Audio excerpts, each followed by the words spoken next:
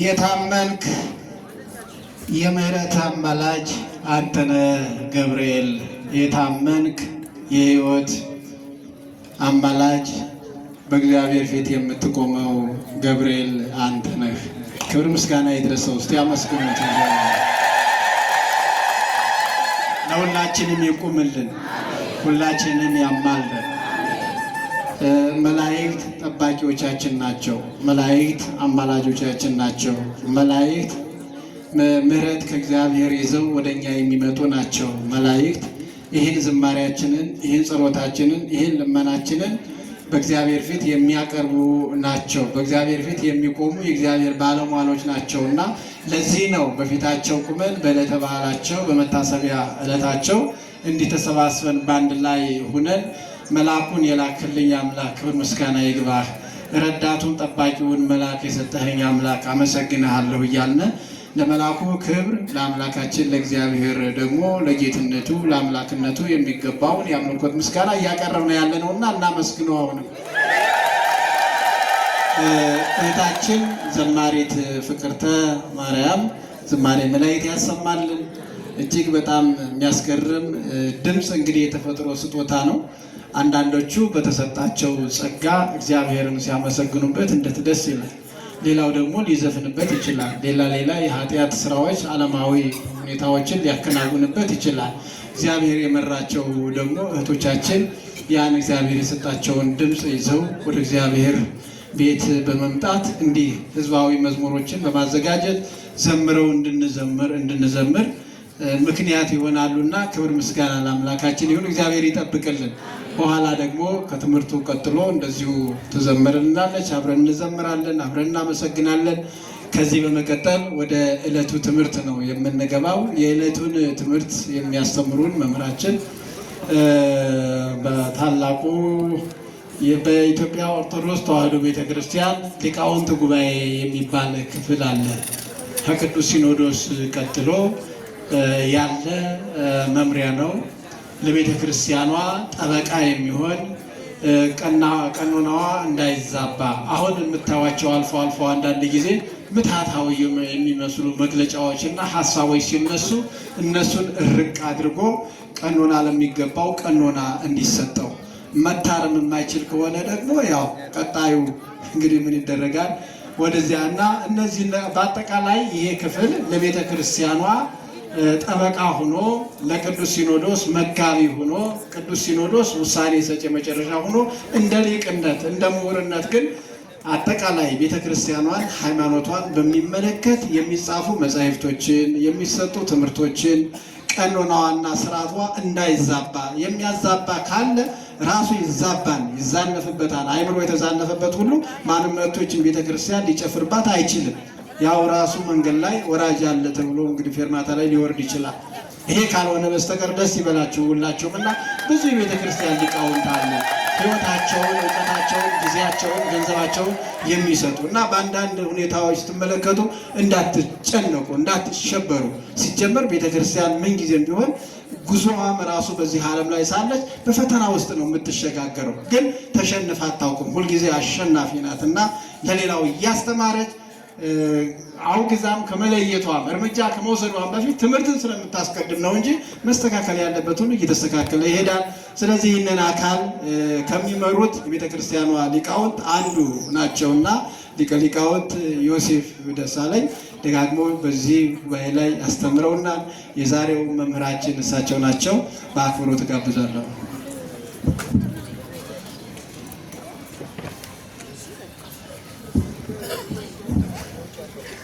ይቀርብ እኩይ ሀቤከ ወይበጉ መቅሰፍት ቤተከ።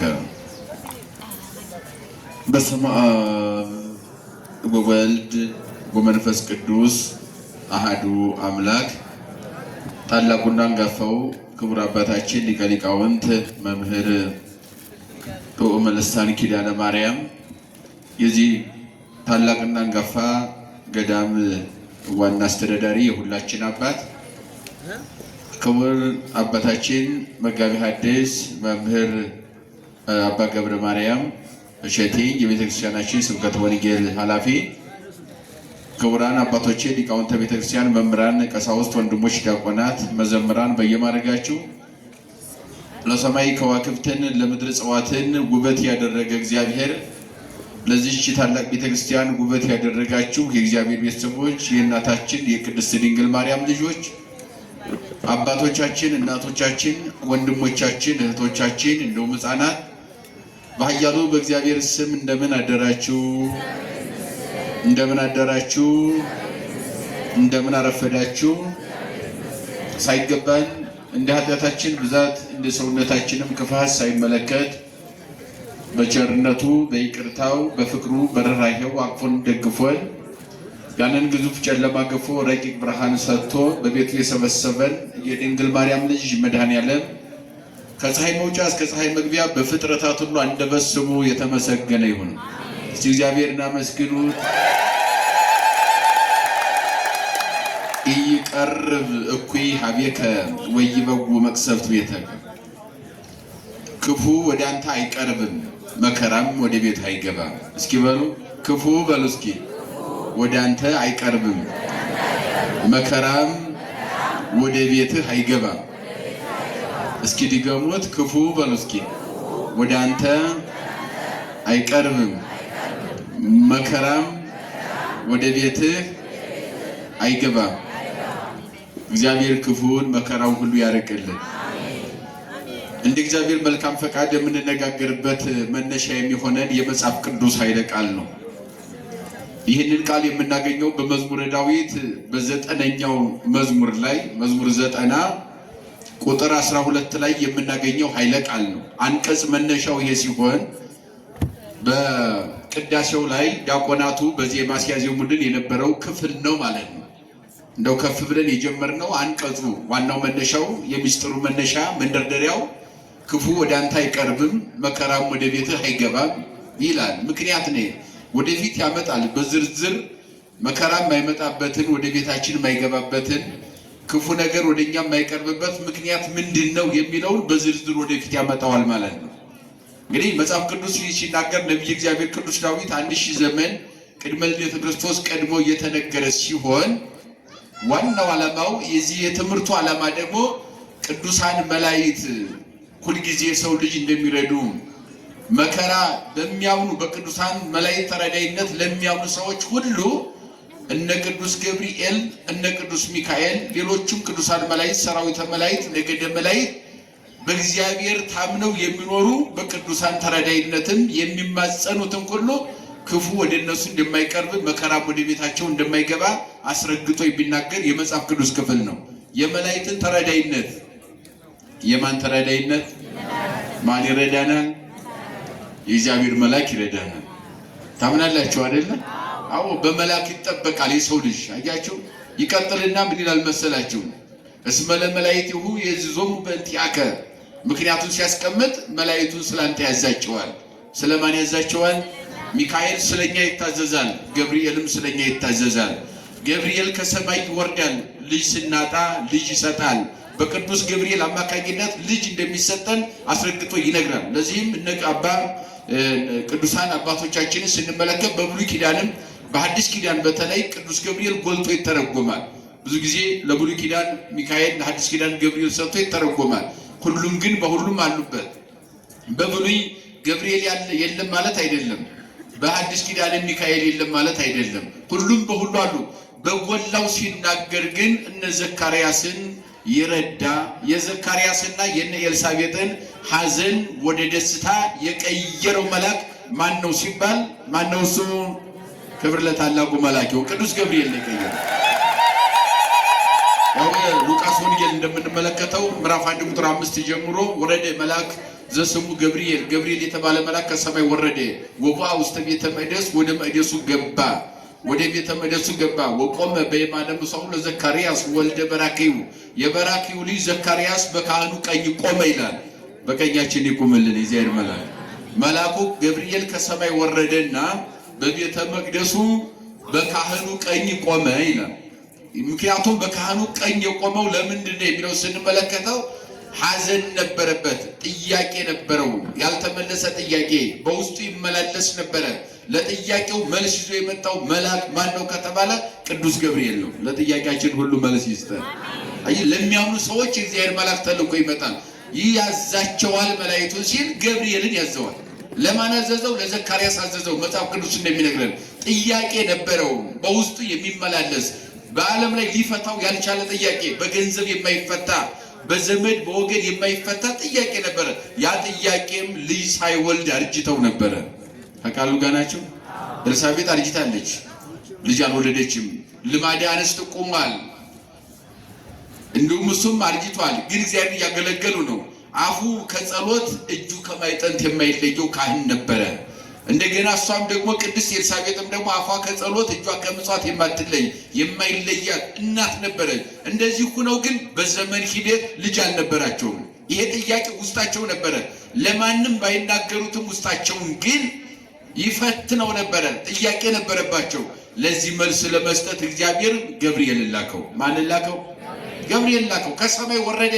ቤተ መቅደስ ማዕጠንት ይዞ ተረኛ ሆኖ ሊያጥን በገባ ጊዜ ወደ ቤተ መቅደሱ ካህኑ ሲገባ የእግዚአብሔር መልአክ ከሰማይ ወረደና ዘካርያስ ከቤቱ ወደ ቤተ መቅደስ ሲገባ የእግዚአብሔር መልአክ ከጽርሐ አርያም ወደ ቤተ መቅደስ ገባ። መልአኩና ካህኑ በቤተ መቅደሱ ተገናኙ። በየተገናኙ ቤተ መቅደስ ስንመጣ ከቅዱስ ገብርኤል ጋር እንገናኛለን። ቤተ መቅደስ ስንመጣ ከቅዱስ ሚካኤል ጋር እንገናኛለን። ቤተ መቅደስ መጥቶ ከመላእክት ጋር ያልዘመረ ሰው የለም። ከቃሉ ጋር ናቸው። ያላስቀደሰ ሰው የለም። ይመናል። ይህንን ማመን ያስፈልጋል። ወደፊት እንመጣበታለን። በእግዚአብሔር ፊት የምቆመው እኔ ማንኛ ነው? ወደፊት እሱን እንመጣበታለን። የእግዚአብሔር ፊት ምንድን ነው የሚለው ላይ ማለት ነው።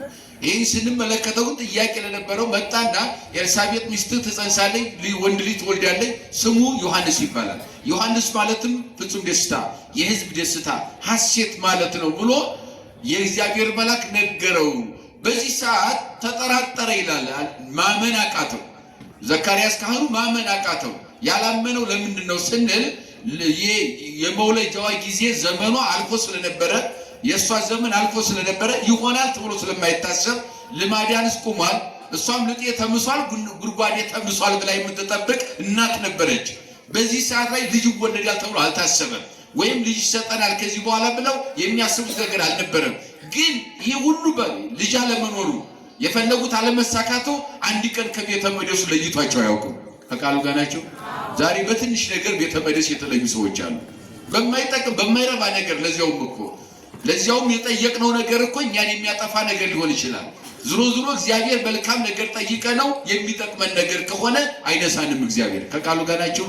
የማይጠቅም ከሆነ 24 ሰዓት ብንለምነው አይሰጥም። እግዚአብሔር ለእኛን የሚጎዳን ከሆነ የሚጠቅመንን ነገር ግን እንኳን ለምነ ነው እኛ ሳንለምነው እግዚአብሔር ለኛ ይሰጣል። ያውቃል። እግዚአብሔር የሚነሳን ነገር አለ እንዴ? ጠፈርን አሁን ጠፈር ፍጠርልኝ ብሎ መቼም ጠፈር የተፈጠረለት ሰው የለም አይደለ? ምድርን ፍጠርልኝ ብለን የፈጠረለ አለ እንዴ? ምድርን ያስፈጠረ ሰው አለ? የለም። አሁን ጠፈርን ፈጠረ እኛ ሳንፈጠር። ጠፈር ለምን ተፈጠረ? ዝናብ እንዲያዘን። ምድር ለምን ተፈጠረ? እህል እንዲያበቅል፣ ምግብ እንዲሆነን፣ ቤት እንዲሆነን። አያችሁ፣ እኛ ሳንኖር ይህንን የለመነ ሰው ሳይኖር ነው አስቀድሞ የተፈጠረው። ለምን? እኛ ስለሚያስፈልገን ማን ስለሚያውቅ ነው? እንደሚያስፈልገን ማን ስለሚያውቅ ነው? ስለዚህ እኛ ሳንፈጠር የሚያስፈልገን ነገር ሁሉ ተፈጥሮ አልቋል። ባለቀ ነገር ላይ ነው እኛ እግዚአብሔር አጥቶ እኛን የፈጠረን። ለምን? እንድንቸገር ስለማይፈልግ አምላካችን ክብርና ምስጋና ለስሙ ይሁን። በዚህ መንገድ ነው። አያችሁ፣ እምነት ብቻ ነው የሚያስፈልገን ቀድሞ ተፈጥሯል። ሊቁ ምናለ ዮሐንስ አፈወርቅ ይህን ሲተረጉመው እግዚአብሔር ለምን ሰውን ቀድሞ አልፈጠረው? በመጀመሪያ ሰማይና ምድር ፈጠረ ከሚል ሰውን ፈጠረ ለምን አልተባልንም? ይወደዋል ሰውን ይባላል። ከወደደው ለምን እንደዚህ አልሆነም? ቀድሞ ለምን አልፈጠረንም ቢሉ ሞኝ አንተ ሞኝ። መቼም ሰው ልጁን ሲድር እናት ወይም አባት የምትወዳት ወይም የሚወድ ልጁን በሚድርበት ጊዜ የሚበላውን የሚጠጣውን ማረፊያውን የተነጠፈ የተጎዘጎዘ ሐረገቦርድ የተሳለበት ያማረ ቤት አዘጋጅቶ በዚያ ላይ ልጁን ይድራል እንጂ የሚበላ የሚጠጣ ቤት በሌለበት እንዴት የሚወደው ልጁን ይድራል አለ። ስለዚህ ሁሉን ነገር እግዚአብሔር ሁሉን አዘጋጀ። በተዘጋጀ በአማረ ዓለም ላይ የሚወደው ልጁን የሚወደውን ሰውን ፈጠረው ይላል። አዘጋጅቶ ቅድሚያ ማለት ነው። አያቸው። ስለዚህ ያ ማለት ይህ የሚያስተምረን ይሄ ተፈጥሮ የሚያስተምረን ምንድን ነው ከተባለ ለምነን ሳይሆን ሳንለምን ራሱ እግዚአብሔር ለኛ ይሰጠናል ነው። ከቃሉ ጋር ናቸው። እዚህ ስትመጡ መለመን ያለባችሁ ምን መሰላችሁ? ኃጢአት ሰርቻለሁና ይቅር በለኝ ነው ልመናው። ማንን በድለናል? ማን ይቅር ይበለን? ልመናችን እንደዚያ ነው ሆነ። ስለ እንጨት ስለ ድንጋይ አትጨነቁ።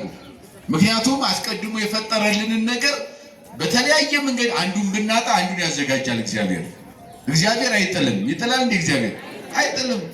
ለኛ ለልጆቹ እግዚአብሔር ስለሚያስብ ከኛ ቀድሞ ያስወዘድ ብለን ሳሉ ይፍትወተነ ዘን ፈቃዱ ይሰማል። ከፈቃዱ የተነሳ ከራሱ ፈቃዱ የተነሳ ይሰማናል። ሳንለምነው አውቆ ይሰጠናል ነው ጸሎታችን።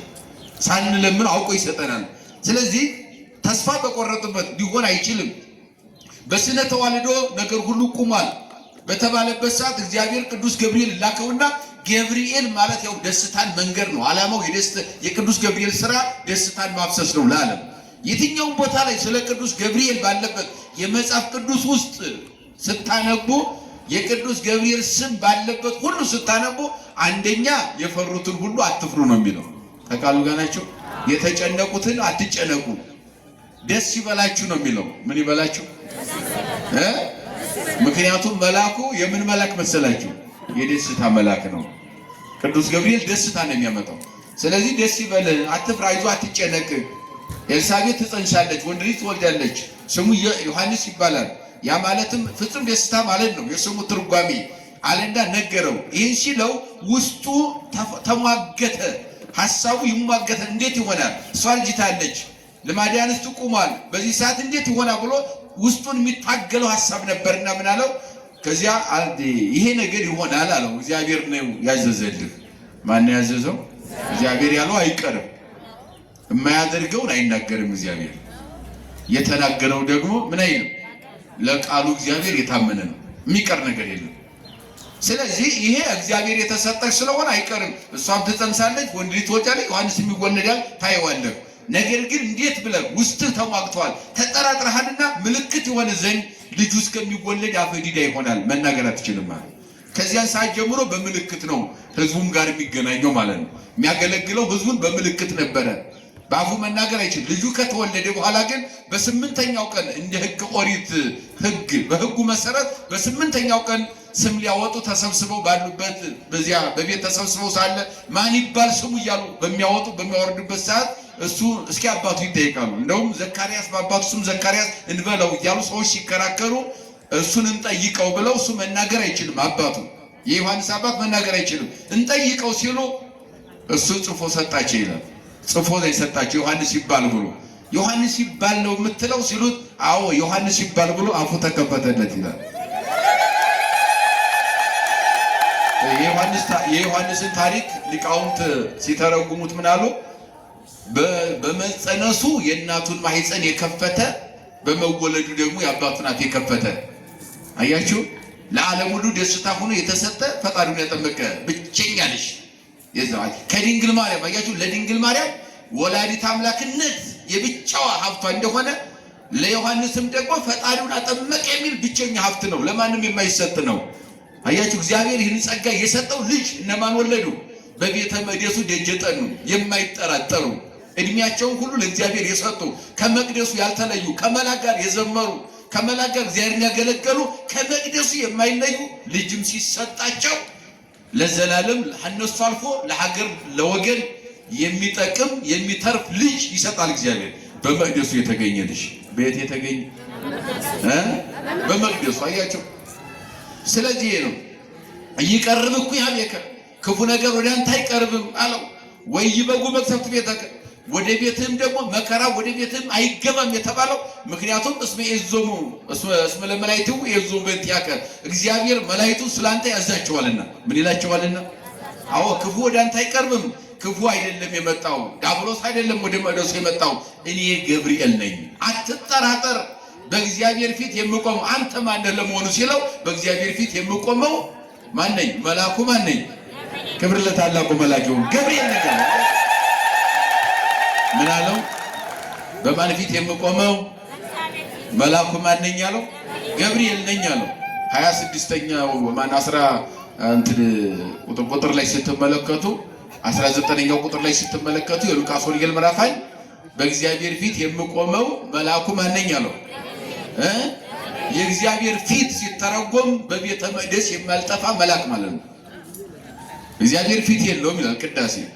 ላይ የለውም፣ ታች የለውም፣ ጠፈር የለውም፣ መሰረት የለውም፣ ግራ የለውም፣ ቀኝ የለውም፣ ፊት የለውም፣ ኋላ የለውም። እግዚአብሔር ሁሉም እግዚአብሔር የሌለበት የለም። ምክንያቱም ዓለማትን ጠቅሎ በመዳፍ እጁ የያዘ እንደ እንቁላል እጁ ላይ ይዞ የሚገዛ ነው። እግዚአብሔር ከዓለም ውጭም በዓለም ውስጥም አለ። ከእግዚአብሔር ውጭ ሆነ ግን ዓለም የለም። ስለዚህ እግዚአብሔር ፊትና ኋላ ላይና ታች የለውም። በእግዚአብሔር ፊት የሚቆመው ሲል መልአኩ ምን ማለት ነው? በመቅደሱ የማልለየው ማለት ነው። የእግዚአብሔር ፊት የእግዚአብሔር መቅደስ ነው። ቤተክርስቲያን ናት የእግዚአብሔር ፊት።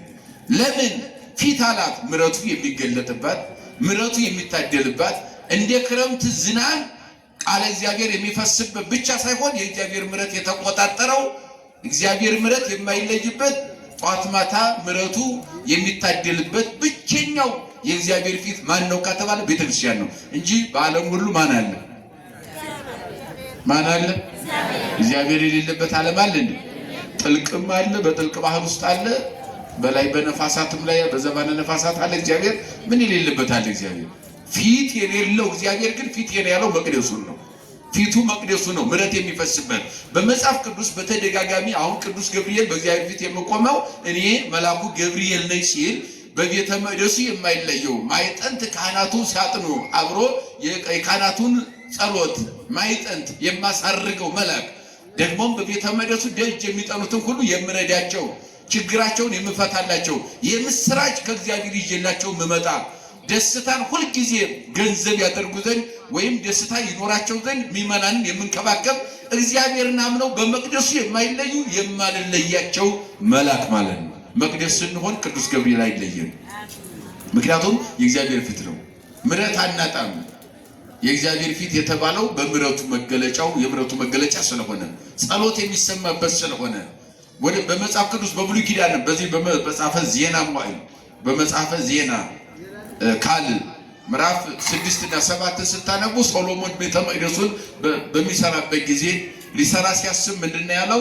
አባቴ ዳዊትን እንደነገርከው ቃልህ የታመነ ልስራ ብሎ ባሰበ ጊዜ አኳ አንተ ዘትነድግ ሊተ ቤተ ለማይደርየ የምኖርበትን ማደሪያ ቤቴን አንተ አትሰራውም ብለህ አባቴ ዳዊትን ከለከልከው። ነገር ግን እሱን ከከለከልክ በኋላ ከሱም እንዳይወጣ ደግሞ እድሉን ለኔ ሰጥተኸኝ ነበረ። በቃልህ የታመንክ በኪሩቤል ላይ የምትኖር እየሰማችሁኝ ነው? በየት የምትኖር? በኪሩቤል ላይ የምትኖር አለና ሰማይ ሰማየ ሰማያትም የማይሸከሙ እስኪ በሉ በኪሩቤል ላይ የምትኖር በሉ እስኪ ድገሙት። ሰማይ ሰማየ ሰማያት የማይሸከሙህ ለቃልህ የታመንክ ለአባቴ የተናገርከውን ለኔ ስላደረክልኝ ምስጋና ይገባሃል። እስኪ አመስግኑት ይዘላል። ዳዊት ቤተ መቅደሱን ሊሰራ ፈለገ። ግን ዳዊት በኃጢአት ወድቆ ነበር። በጊዜው ንስሐ አልገባም ነበርና ኦሪዮ የሚባል ሰው አስገድሎ ስለነበረ ያንን ኃጢአት ስለሰራ መቅደሱን ሊሰራ ባሰበበት ጊዜ በወርቅና በብር የተንቆጠቆጠ መቅደስ መስራት ፈለገ። ችግር የለበትም ዳዊት። ኃያላነ እስራኤል የሚመራ ነው ዳዊት። ሊሰራ ባሰበበት ጊዜ እግዚአብሔር ከለከለው። ምን አለው መሰላችሁ? መጽሐፍ ቅዱስ በሁለተኛ ዜና መዋዕል ምዕራፍ 6 ቁጥር 8 ጀምሮ ስታነቡ አኮ አንተ ዘትነድግ ሊተ ቤተ ለማይደርየ ቤቴን የምትሰራው አንተ አይደለህም፣ ማደሪያን የምትሰራው አላዘ ይወጽ ማሐቆከ ውእቱ ይነድግ ሊተ ቤተ ለማይደርየ ካንተ የሚወለደው ሶሎሞን ቤቴን ይሰራል ብሎ እግዚአብሔር ከለከለ ዳዊትን። ያ ማለት ምን ማለት ነው? አንተ ኦሪዮን አስገድለሃል፣ ላደረከው ኃጢአት ንስሐ ግባ ነው። መጀመሪያ ራስህን ስራ፣ የመጀመሪያው መቅደሴ አንተ ነህ አለ። ከዚያ በኋላ ህንጻው ይቀጥላል። መጀመሪያ ራስህን ስራ። ራሳችን እንድንሰራ እግዚአብሔር ይፍቀድልን። አሁን ትልቅ ችግራችን ይሄን ሳንግባባ መቅደስ ለመስራት የምንጥር ሰዎች አያችሁት? ንስሐ ሳንገባ እኛ ሳንጽ ራሳችን ሳናንጽ ቤተ መቅደስ ለማነጽ የምንጥር ሰዎች አያችሁ። እንደዚህ አይነት ሰዎች አለን። ይሄ ተገቢ አይደለም፣ እግዚአብሔር አይወደውም። የመጀመሪያው መቅደስ ማን ነው ከተባለ እኔና እናንተ ነን። የማን ማደሪያ? የእግዚአብሔር ማደሪያ። የራሳችን አካል መቅደሱ ነው ለእግዚአብሔር። አያችሁ፣ የእኛን መቅደስነት አቆሽሼ ሌላ መቅደስ ለመስራት እሱ ሊሆን አይችልም። መጀመሪያ ንስሐ መግባት፣ ራስን ማጠብ፣ ራስን ማንጻት፣ ወደ እግዚአብሔር ይቅርታ መጠየቅ፣ ማልቀስ። ከዚያ በኋላ የምንሰራው ከመላክ ጋር ነው፣ የምንዘምረውም ከመላክ ጋር ነው፣ መስዋዕት የምናቀርበው ከመላኩ ጋር ነው። ምክንያቱም ቤተ መቅደስ የማን ፊት ነው? የማን ፊት ነው? አዎ፣ ፊት ማለት ምሕረት ማለት ይቅርታ፣ ቸርነት፣ ርኅራኄ የተቆጣጠረው ማለት ነው ቤተ መቅደሱ። የእግዚአብሔር ፊት በመገለጫው በዚህ ነው። ከዚያ በኋላ ሶሎሞንም ቤተ መቅደሱን ጀመረና እግዚአብሔርን አመሰገነ፣ ሰራ፣ ጨረሰ። 7 ቀንም ጥሩ በዓል አከበረ ይላል። ከቃሉ ጋር ናቸው። መቅደሱን ሰርቶ 7 ቀን ጥሩ በዓል አከበረ ይላል። አዎ፣ ብዙ እንስሳት ታርደው በብዙ ደስታ በብዙ ዝማሬ ከ282 ያላነሱ በዳዊት ቤት የነበሩ መዘምራን ነበሩ፣ ካህናት ነበሩ። እነሱ እየዘመሩ እያመሰገኑ መቅደሱ ተሰርቶ ሲያልቅ 7 ቀን በዓል ተከበረለት ይላል። ስንት ቀን? 7 ቀን በዓል ተከበረለት። በዓሉ ከተከበረ በኋላ ሰሎሞንም ወደ መቅደሱ ገብቶ ጸሎት ጀመረ በእግዚአብሔር ፊት ይላል። በማን ፊት? በማን ፊት? የእግዚአብሔር ፊት ምንድን ነው አልኳችሁ? የእግዚአብሔር መቅደስ ነው፣ ቤተክርስቲያን ነው። አያችሁ፣ በእግዚአብሔር ፊት ጸሎት ጀመረ ይላል። እግዚአብሔርም ደግሞ ምን አለው? በቤተ መቅደሱ ፊቱ ስለሆነ መቅደሱ በፊቱ ለሚጸልዩ ሰዎች መልስ ስላለው እግዚአብሔር በእግዚአብሔር ፊት ሰሎሞን ጸሎት ጀመረ። እግዚአብሔርም ጸሎቱን ተቀበለው ይላል። የሁላችን ጸሎት ይቀበላል። አሜን። ምን አለው እግዚአብሔር? ጸሎቱን ምን አለው? ጸሎቱን ምን አለው? ተቀበለው። የማንን ጸሎት? የሰሎሞንን ጸሎት። በየት ስለጸለየ? በቤተ መቅደሱ። መቅደሱ የማን ፊት ነው? የእግዚአብሔር ፊት ነው። በፊቱ የሚጸልዩት ሁሉ ይቀበላል እግዚአብሔር። አያችሁ፣ በየትም ቦታ አይቀበልም ማለት አይደለም። የተለየ ይሄ ደግሞ ሁሉን ትተን በዓለም ላይ ብዙ ጣጣ አለ፣ ብዙ እንቅፋት አለ። እንጸልይ ብንል እንስገድ ብንል ብዙ መከራ አለ። ወደዚህ ስንመጣ ግን ሁለንተናችን ለእግዚአብሔር ሰጥተናል ማለት ነው። የሚጎትተን ነገር የለም ወደኋላ። አያችሁ፣ ለዚህ ነው ቤተክርስቲያን ስንመጣ በአንክሮ በተዘክሮ ልባችን ሰብስበን እግዚአብሔርን ቃል እንስማ የምንለው። ልባችን ዓለም ላይ ስንወስድ ስለሚበተን፣ ከዚህ ግን የእግዚአብሔር ፊት ላይ ሆኖ ግን ሌላ ማየት ስለማያስፈልግ። እየሰማችሁ ነው? አዎ፣ እግዚአብሔር ጸሎቱን ሰማዋለ፣ በፊቱ ጸልዩዋልና ምን አለው? ከዚያ በኋላ አንተም ህዝቡም ከዚህ በኋላ በዚህ መቅደስ የምትጸልዩ ከሆነ ለዘላለም ምሕረትና ይቅርታዬ በዚህ ይሆናል። ረሃብ፣ ቸነፈር፣ ጦርነትም መከራ በህዝቡ ላይ አይመጣም ማለት እግዚአብሔር ምን አይልም ማለት አይመጣም ማለት በየት ስለጸለዩ? በእግዚአብሔር ፊት በመቅደሱ ስለጸለዩ ማለት የእግዚአብሔር መቅደስን ፊት ይለዋል። የእግዚአብሔር ፊት ቅዱስ ገብርኤል በእግዚአብሔር ፊት የሚቆመው ሲል መቅደሱ ማለት ነው ለማለት ፈልጌ ነው። ሌላው ሁለተኛው በዚህ በመጽሐፈ ኦሪት ዘሌዋውያን ይሄ ነገረ ሌዋውያን ዜና ሌዋውያን የሌዋውያንን ታሪክ የሚናገረው መጽሐፍ። ሌዋውያን ማለት በብሉይ ኪዳን ካህናት፣ ዲያቆናት፣ መዘምራን፣ አገልጋይ ማለት ነው። በአጠቃላይ ሁሉን ያካተተ ነው። ካህን፣ ሊቀ ካህን አለ፣ ካህናት አሉ። ከዚያ ጋር ተያይዞ ሌዋውያን እንደ ዲያቆናት የሚፋጠኑ፣ ምንጣፍ የሚያነጥፉ፣ መጋረጃ የሚጋርዱ እነዚህ ሁሉ ሌዋውያን አጠቃላይ የቤተ መቅደስ አገልጋይ ማለት ነው። ምን ማለት ነው? ቅድመ እግዚአብሔር። እነኚህም ደግሞ ቅድመ እግዚአብሔር መስዋዕት ያቀርቡ ነበር። ኦሪት ዘሌዋውያን ምዕራፍ 3 ስታነቡ ቅድመ እግዚአብሔር ወያመጹ መስዋዕተ እስራኤል ቅድመ እግዚአብሔር መስዋዕት ይዘው መጥተው ከበግ ከፍየል ከላም የተለያየ መስዋዕት ስለ ኃጢአታቸው ንስሐ ገብተው ይዘው ሲመጡ ስለ ስርየተ ኃጢአት እንደው ውስጠ ሆታ ደብተራ ዘመርጡል በመገናኛው ድንኳን ቅድመ እግዚአብሔር ይላል። በማን ፊት? በማን ፊት ይላል? አያችሁ፣ ያን መገናኛውን ድንኳን የእግዚአብሔር ፊት ይለዋል። ቅድመ እግዚአብሔር ነው የሚለው። መስዋዕት ያቀርባሉ። መስዋዕት የሚቀርብበት ለእግዚአብሔርን የሚማጸኑበት ቅድመ እግዚአብሔር የተባለው ምሕረት ስለሚገኝበት ብለው ተርጉመውታል ሊቃውንት። ስለዚህ በቤተ መቅደሱ ስንመላለስ አንደኛ ክፉ ወደኛ አይቀርብም። እይቀርብኩ ሀቤከ ክፉ ወደ ማን አይቀርብም? ወደኛ አይቀርብም። ወይ ይበጉ መቅሰፍት ቤተከ ወደ ቤታችን ምን አይገባም? መከራ ወደ ቤታችን ምን አይልም?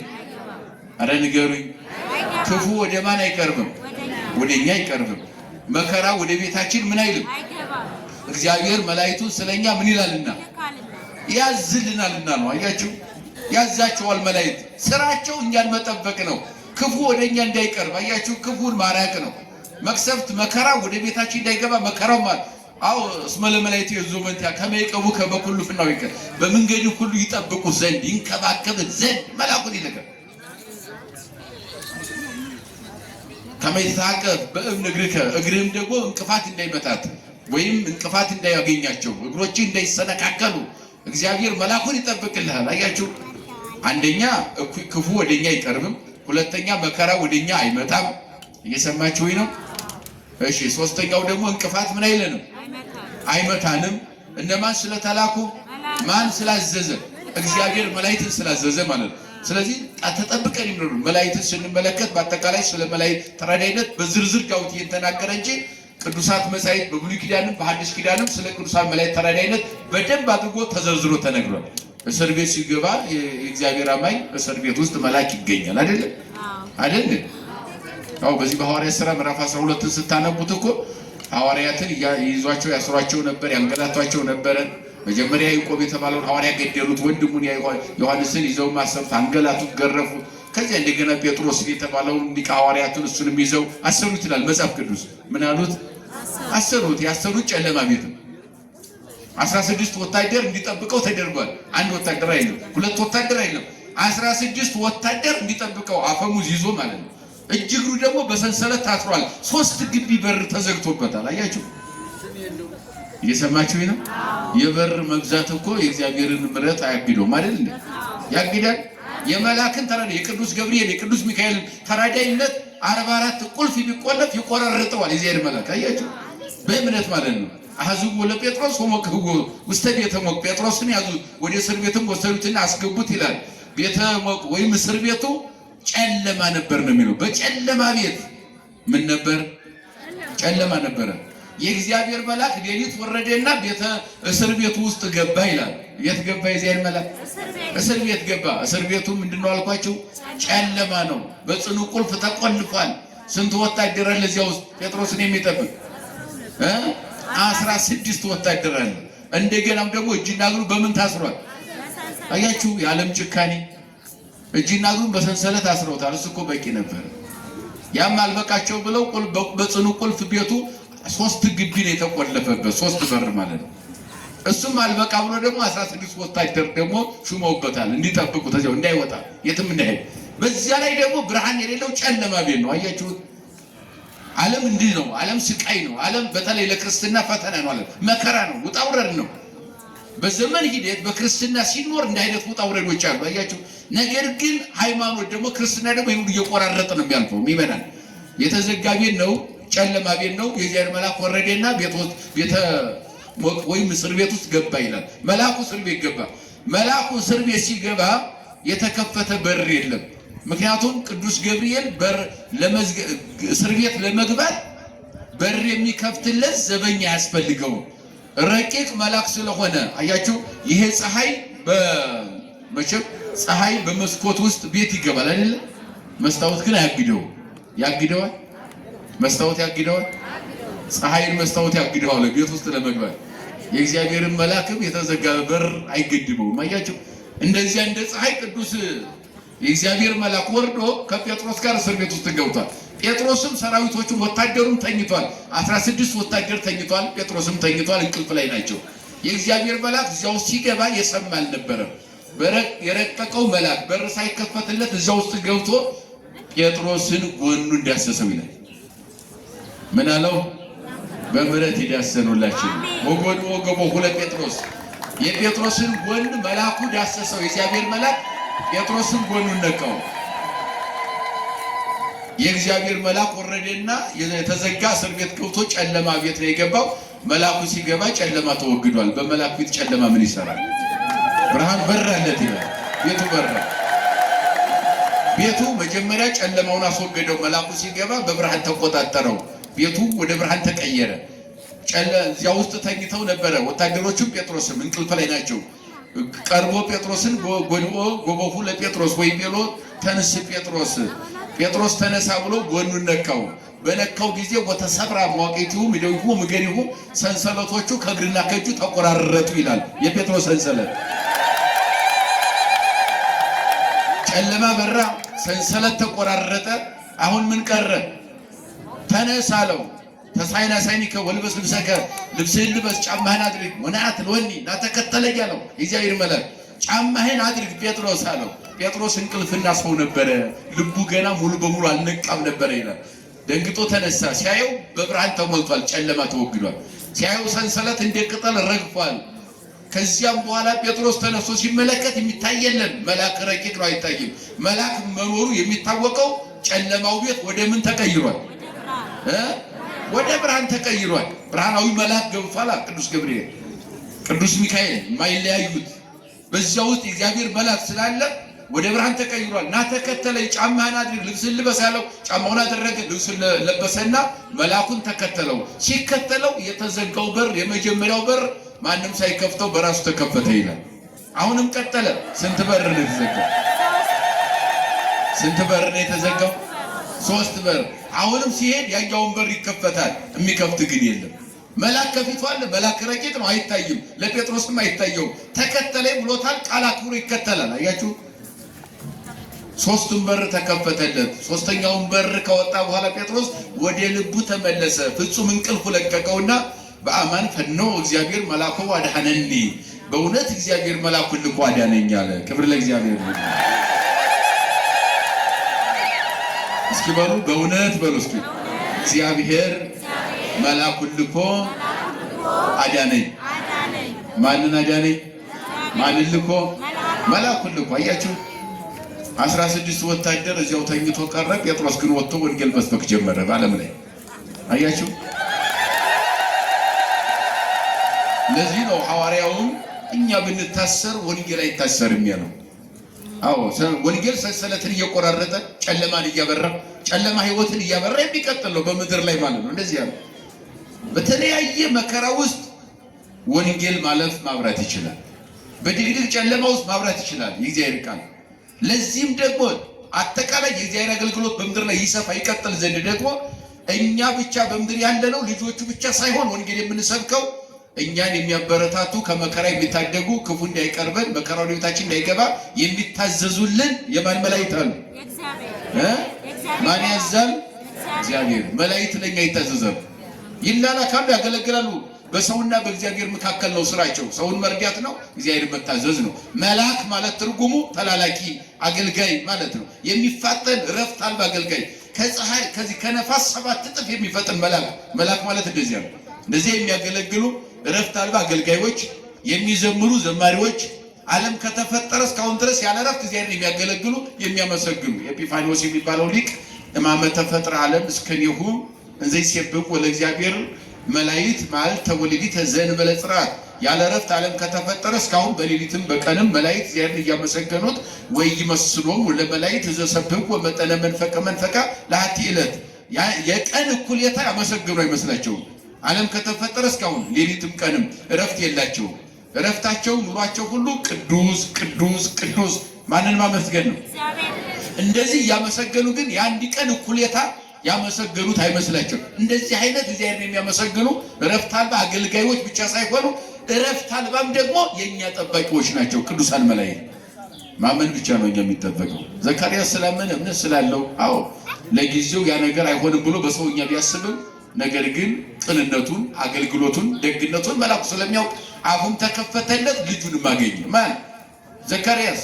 ያ ዓለምን ለዘካርያስ ብቻ አይደለም የዓለም ሁሉ የታሰረ የመከራ ኑሮ ሰቆቃ መርገም የተቆጣጠረው የውርስ ኃጢአት ዓለምን በተቆጣጠረበት ምድር ውስጥ ከዚህ ሁሉ ንጽሕት አድርጎ ለራሱ ያዘጋጃት ለራሱ ማደሪያ ያደረጋት ንጽሕት የሆነች ከሰው ልጆች ተለይታ በልዩ ሁኔታ ከመርገም ከውርስ ኃጢአት ንጽሕት የሆነች ድንግል ማርያምን እናቴን ሂድና ንገራት ብሎ ወደ እሷ በሚነግራታት እሷን አይዞሽ አትፍሪ፣ ከሴቶች ተለይተሽ አንቺ ምን ያልሽ ነሽ፣ ጸጋ የተሞላሽ ምን ይበልሽ ደስ ይበል እያለ በዝርዝር ሁሉ የነገራት እሷን አትፍሪ ማለት እኮ የዓለም ሁሉ ፍርሃት ማራቅ ነው። አትፍሪ ብሎ ለእሷ ሰበከ እንጂ አይዟችሁ አትፍሩ ነው። አንቺ ትወልጃለሽ፣ የምትወልጁ መድኃኒት ነው። ያ መድኃኒትም ደግሞ ዓለምን ሁሉ የሚያድን ነው። ካንቺ የሚወለደው ብሎ ያበሰረው ታላቁ መልአክ ቅዱስ ገብርኤልን የሚያስረዳን በእግዚአብሔር ፊት እቆማለሁ ማለት በምሕረት አደባባይ በቤተ መቅደሱ ሁሉ ጊዜ የማልለይ መልአክ እኔ ነኝ ሲል ራሱ በቤተ መቅደሱ ብቻ ሳይሆን የእግዚአብሔር መቅደስ የሆነች በድንግል ማርያም ፊትም ቀርቦ አምላክ እንደምትወልድ ዓለም እንደሚድን የተናገረ መሆኑን መግለጽ ነው እንጂ በእያንዳንዱ ቦታ በእያንዳንዱ ገጸ ምድር በቤታችንም መቅሰፍት መከራ እንዳይገባ ወደኛው ክፉ እንዳይቀርብ ሁሉ ጊዜ ቅዱሳን መላእክት ለኛ ይታዘዛሉ። ምን ይላሉ? ምን ይላሉ? ይሄንን አምኖ መኖር ተገቢ ነው ለኛ ማለት ነው።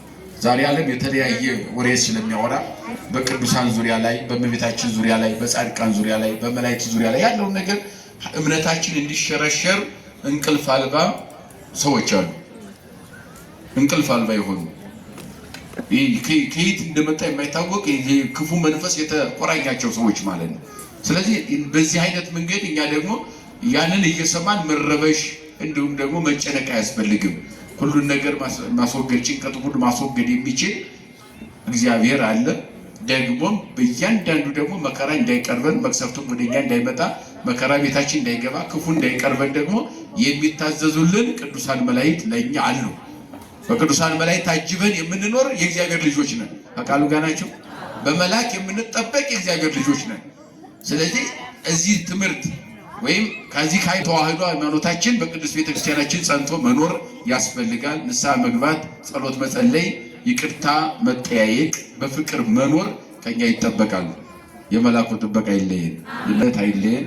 የእግዚአብሔር ቸርነት ከኛ ጋር ይሁን። ንስሐ ገብተን ሥጋው ደሙን ተቀብለን መንግስቱ እንድንወርስ የአምላካችን ቅዱስ ፈቃድ ይሁንልን። ይቆየን።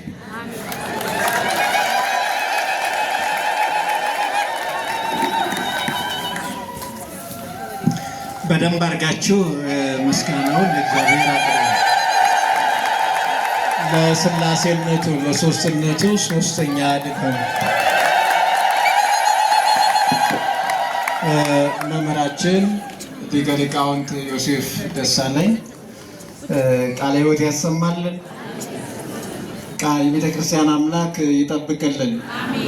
ያስተማሩን ትምህርት እኔ አልደግመውም።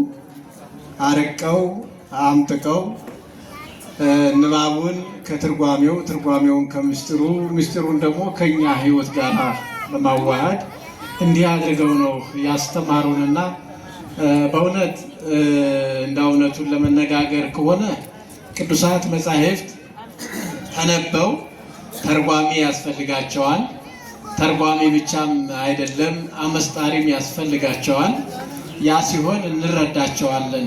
በቀር የማይቆረጠሙ የማይበሉ ይሆኑብናልና ለዚህ ደግሞ መምህራን የበሰሉ መምህራን የሚያስፈልጓት ለቤተ ክርስቲያኗ ለዚህ ነው ያልተፈታውን ፈትተው ያልተብራራውን አብራርተው አመስጥረው እንዲያስተምሩን ነው በዚህ ዕለት የጋበዝናቸውና ክብር ምስጋና ለአምላካችን ይሁን። በደንብ በሚገባው አድርገው አስተምረውናልና በድጋሚ ቃለ ሕይወት ያሰማልን። በየጊዜው ይህንን ቃል ሁልጊዜ አጥንት የሚያለመልመውን ቃል ለመስማት ሁላችንም እግዚአብሔር እድሉን ይስጠን። ምእመናን በእውነት አንዳንድ ጊዜ እንዳው እንዲህ ሞልቶ ተትረፍርፎ ስንመለከተው መምህሩም በመምህር ላይ ዘማሪውም በዘማሪ ላይ ሌሎችም እንደዚሁ በዚያው ላይ ተደራርበው በምንመለከትበት ጊዜ ምን አይነት እድለኞች ነን! ይህን እድል ያላገኙ ስንቶች አሉ። መዘመር እየፈለጉ መማር እየፈለጉ የእግዚአብሔርን ቃል መስማት እየፈለጉ ሁኔታዎች ደግሞ ያልፈቀዱላቸው ብዙዎች ናቸው። እኛ ግን እድለኞች ነን። እኛ ከነሱ የተለየ ቅድስና ከነሱ የተለየ በረከት ተሰጥቶን አይደለም፣ እነሱን ለማራቅ እኛን ለማቅረብ ሳይሆን እንዳው ይህን እድል የሰጠን እግዚአብሔር አምላካችንን እኛ ከልብ በጣም አድርገን እንድናመሰግነው ያስፈልጋልና ይህን በጎ እድል የሰጠን የአባቶቻችን አምላክ አሁንም ክብርና ምስጋና ይድረሰው። ከሌሊቱ ጀምሮ ጸሎተ ቅዳሴውን ከዚያም በኋላ ያለውን ጸሎተ ወንጌሉን በዚህ ሁሉ ነፍሳችን እየረሰረሰች ናት ያለችው። ከዚህ በመቀጠል አንድ ልዩ መልእክት የቅድም ስገልጽላችሁ የነበረው የገዳማችን እድሳትን በሚመለከት ከእድሳት ኮሚቴው መካከል አንዱ የሆኑት በዚህ በመድረክ ላይ ደግሞ እየዘመሩ እያስተማሩ ከሚያገለግሏቸው ከመምህራነ ወንጌል መካከል አንዱ የሆኑት መምህር ፍስሐ አንድ የሚገልጹላቸው አጭር መግለጫ አለ። ይህም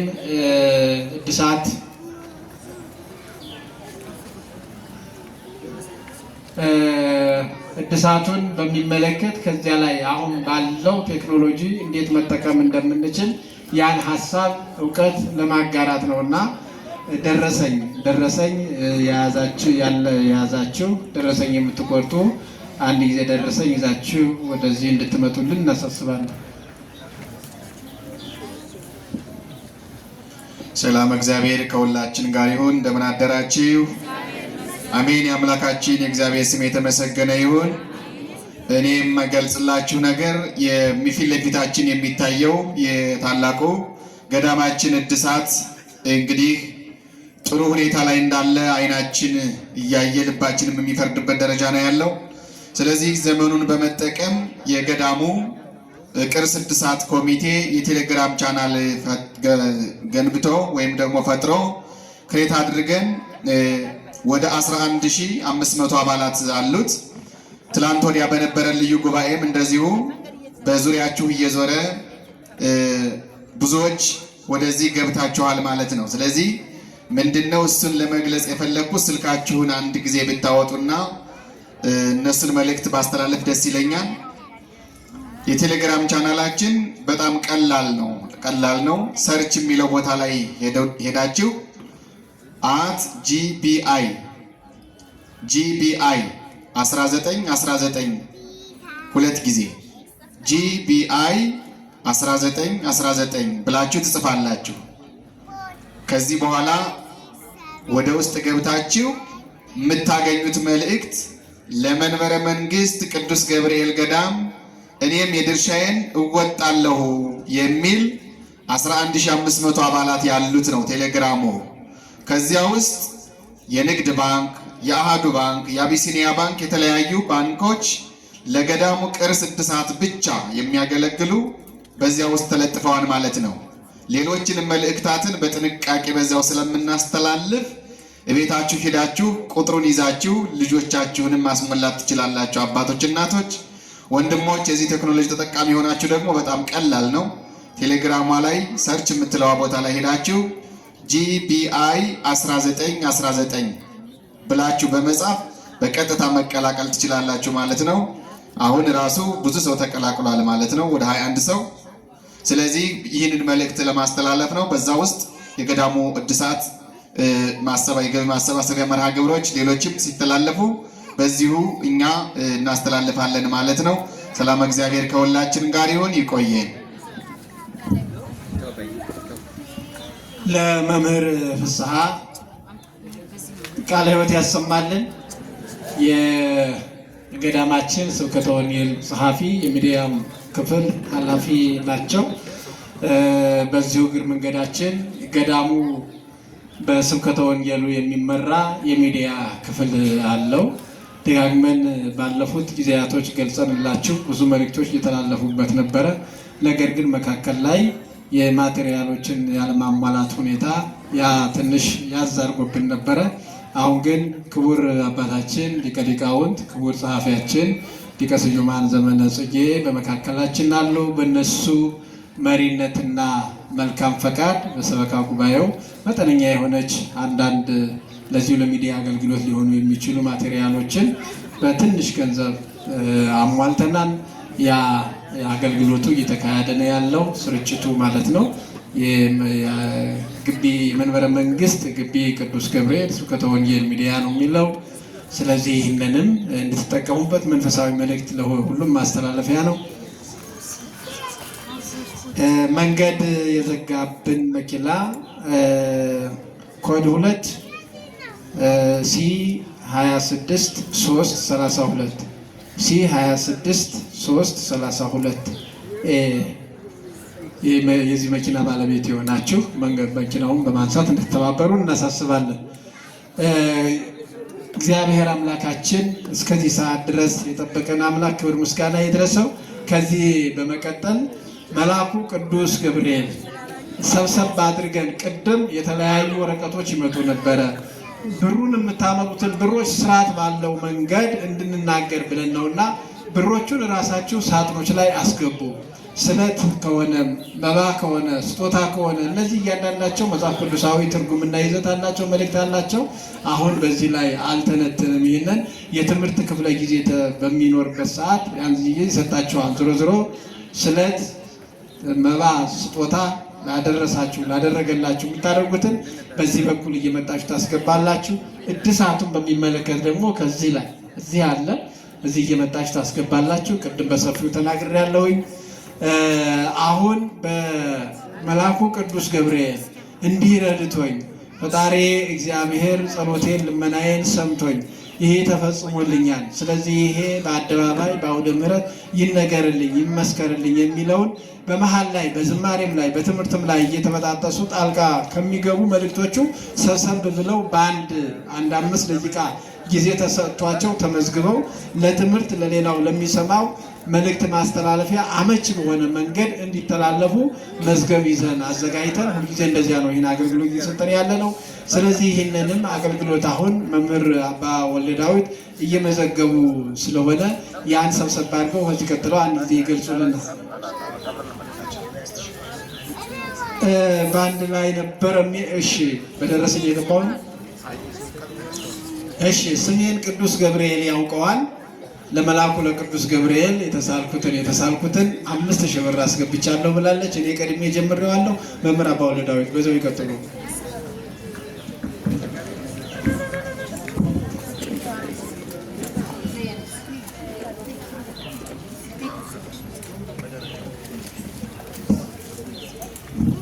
በስመ አብ ወወልድ ወመንፈስ ቅዱስ አሐዱ አምላክ። ክቡር አባታችን ቆሞስ አባ ሊቀ ሊቃውንት አባ ቶመ ልሳን የገዳማችን ዋና አስተዳዳሪ፣ ክቡር ጸሐፊ ሊቀ ስዩማን ዘመነ ካሴ፣ ክቡራን የዛሬ ተጋባዥ መምህራችን ሊቀ ሊቃውንት ዮሴፍ፣ ክቡራን አባቶቻችን መነኮሳት፣ ሊቃውንተ ቤተክርስቲያን፣ ምዕመናት በልዑል እግዚአብሔር ስም እንደምን ቆያችሁ?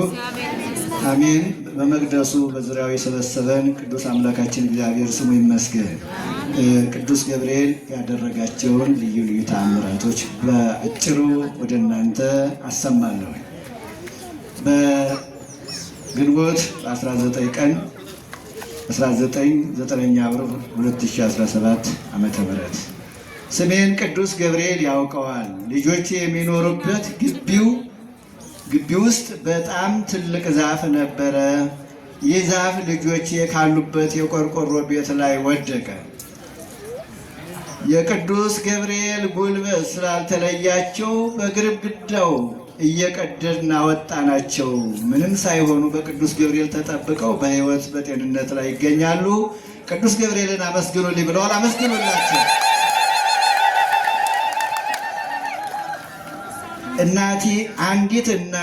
አንድ እናት ልመናዬን ቅዱስ ገብርኤል ያውቀዋል፣ ስለቴን 1000 ብር አስገብቻለሁ ብለዋል። አመስግኑላቸው። ስሜን ቅዱስ ገብርኤል ያውቀዋል። ልጄን ተደጋጋሚ ያመው ነበረ። እኔም መጥቼ ለቅዱስ ገብርኤል ነገርኩት። በአማላጅነቱ ረዳልኝ፣ ተፈወሰ ልጄ። ለክብሩ መገለጫ 2000 ብር አስገብቻለሁ ብለዋል። አመስግኑላቸው። ስሜ እህተ ሚካኤል ይባላል። የዛሬ ወር መጥቼ የቅዱስ ገብርኤል በዕለቱ እያስቀደስኩ ስልክ ጮኸ። ይህ ስልክ የተደወለው ስልክ በጣም አስደንጋጭ ነበረ። ችግሩን ስሰማ እኔም በጣም ደነገጥኩኝ። እኔም ለቅዱስ ገብርኤል አንተ ይህንን ችግር እንቆቅልሽ ፍታልኝ ብዬ ነገርኩት። ፈታልኝ ችግሩንም። በወሩ ለክብሩ መገለጫ 1 ጃንጥላ አምጥቼ አስገብቻለሁ ብለዋል። አመስግኑላቸው። ስሜ ቤተ ገብርኤል ይባላል። በቤተሰብ ደረጃ ከባድ ፈተና ደረሰብኝ። መጥቼ ለቅዱስ ገብርኤል ነገርኩት። ፈጣኑ መልአክ ችግሩን ፍታልኝ ብዬ ችግሩንም ፈታልኝ ፈጥኖ። ለክብሩ መገለጫ 500 ብር አስገብቻለሁ ብለዋል። አመስግኑላቸው። ስሜ ክንፈ ሚካኤል ይባላል። የስኳር በሽታ ነበረብኝ። በጣም ያስጨንቀኝ ነበር። መጥቼ ለቅዱስ ገብርኤል ነገርኩት። በአማላጅነቱ ረዳኝ። ጨርሶ ባይለቀኝም ለውጥ አለው። አሁንም ጨርሶ እንዲምረኝ ጸልዩልኝ። አንድ ትልቅ ረጅም ጧፍ አስገብተዋል። አመስግኑላቸው። ስሜን ቅዱስ ገብርኤል ያውቀዋል። የግቢው ቅዱስ ገብርኤል አባቴ፣ የታመሙትን እናቴ የሆኑትን እሴተ ማርያምን ጎረቤቴን ከዚህ ከከባድ በሽታ አድንልኝ ብዬ ነገርኩት። ቅዱስ ገብርኤል ፈጥሮ ረዳልኝ። ለክብሩ መገለጫ 1 ጃንጥላ አስገብቻለሁ ብለዋል። አመስግኑላቸው።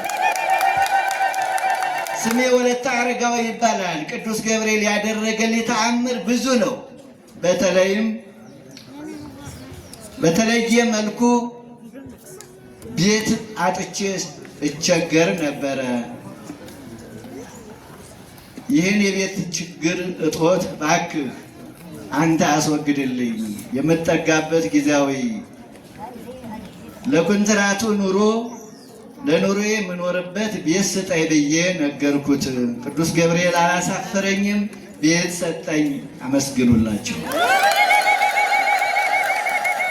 ስሜ ወለተ ጻድቅ ይባላል። ባለቤቴ 10 ዓመት የሰራበት መስሪያ ቤት ንብረት ጠፋ ብለው አሳሰሩት። እኔም መጥቼ ለቅዱስ ገብርኤል ከፍርድ ቤት እንዳታቆመኝ ኃያሉ መልአክ ፈጥነ ድረስልኝ ብዬ አልቅሼ ነገርኩት። ባለቤቴም ያለ ምንም ሁኔታ ተፈታ። ለክብሩ መገለጫ አንድ ጃንጥላ አስገብቻለሁ ብለዋል። አመስግኑላቸው። ስሜ አስካለ ማርያም ይባላል። በወር 100 ብር ለቅዱስ ገብርኤል አስገባለሁ። ያመኛል፣ የጤና ችግር አለብኝ። ጤናዬንም ልጆቼንም እንዲጠብቅልኝ ነገርኩት። ቅዱስ ገብርኤል ፈጥኖ እየረዳኝ እየደገፈኝ ነው። አመስግኑልኝ አሁንም ብለዋል። አመስግኑልኝ። ስሜ ወለተ ስላሴ ይባላል። እህቴ ታማ ነበረ። መጥቼ ለግቢው ቅዱስ ገብርኤል እህቴን ማርልኝ፣ ከሕማሟ እባክህ በአማላጅነቱ እርዳል ብዬ ነገርኩት። እህቴም ስለተሻላት አሁን 1000 ብር አስገብቻለሁ ብለዋል። አመስግኑላቸው። ስሜ ወለተ ጻድቅ ይባላል። በየወሩ ለቅዱስ ገብርኤል ከአደጋ ስለጠበቀኝ 1000 ብር እያስገባሁኝ ነው። ወደፊትም እቀጥላለሁኝ። ጤናዬንም እንዲሰጥልኝ እንዲደግፈኝ አመስግኑልኝ ብለዋል። አመስግኑላቸው። እሺ ምዕመናን ወደኛ የደረሱት እስካሁን እነዚህ ናቸው። ከዚህ ቀጥሎ ያሉትን ደግሞ በኋላ በመጨረሻ እንገልጣለን። በርቀትም ላይ ለመምጣት የተቸገሩ እናቶች፣ አረጋውያን ስለሚኖሩ የተረሳም ካለ ስለ ሁሉም ነገር እስኪ ልል ብላችሁ እግዚአብሔርን አመስግኑ። 2 ጊዜ ሳልሱ ይቆይ።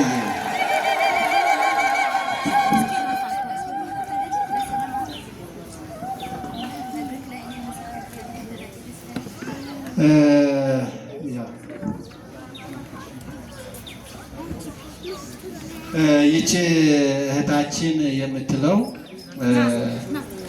አንድ ወንድ ልጄ በሊቢያ እንግዲህ ያው ሰዎችም ኑሮውን ለማሻሻል ሲባል አሁን እዚህ ተነስቶ ወደ አረብ ሀገር እዚህ ተነስቶ ወደ አውሮፓ ወደ ምንም ይህንን ትንታኔ መስጠት አያስፈልግም እና ያስፈልጋል አያስፈልግም የሚለው ለእናንተ የቤት ስራ ሆኖ በአጭሩ ግን ሊቢያ ውስጥ ገብቶ ከፍተኛ የሆነ ፈተና ውስጥ ነበረ። የተለያዩ ፈተናዎች፣ ችግሮች፣ ድብደባዎች ሁሉ እየደረሱበት እኔ ከዚህ ሁኜ እየተጨነቅኩ ነበረ።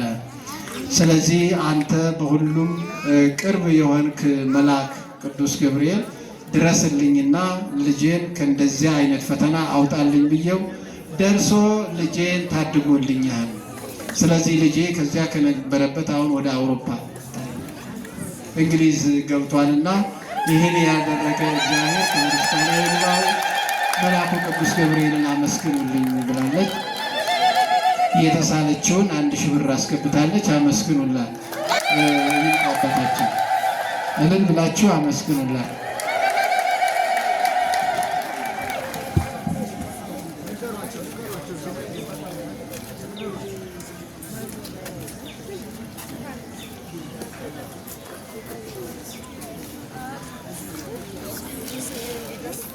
እኒህ አባት ደግሞ እየገለጹልኝ እየነገሩኝ ያሉት ልጃቸው በውጭ ሀገር ይመስለኛል የምትኖረውና በዚያ ሆና በጣም ሃይማኖተ ጠንካራ ናት። መልአኩን ቅዱስ ገብርኤል ከጎኗ እንዳይለያት እንዲጠብቃት ሁልጊዜ ትማጸናለች። አባቴ ጸልይልኝ እያለች ሁልጊዜ ታሳስበኛለች። ስለዚህ አሁን የተሳለችውን ስለቷን 30 ፓውንድ ልካለች።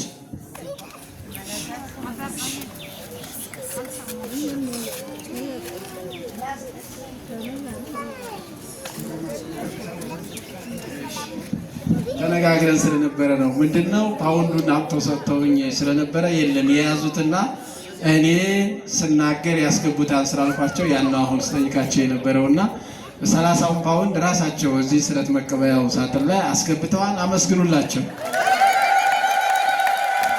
የልጄ ባለቤት በጸና ታሞ ነበረ።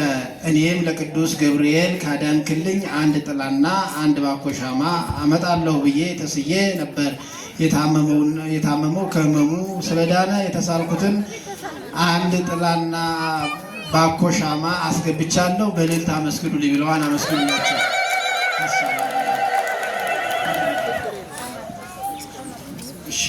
እስካሁን ሰዓት ድረስ የጠበቀን አምላካችን ክብር ምስጋና ይድረሰው። ከዚህ በመቀጠል ዘማሪት ፍቅርተ ጋራ አብረን ባንድ ላይ ሞቅ አድርገን በደንብ እንዘምርና ከዚያ በኋላ ክቡር አባታችን በሚሰጡን ቃለ ምዕዳን የአሁኑን ጉባኤያችንን እናጠቃልላለን። በማታው ሰዓት እንደዚሁ መምህራን ዘማሪያን ተጋብዘዋል። በሰፊው ተገናኝተን ቀደም አድርገን ጀምረን ጉባኤያችንን እናካሂዳለን።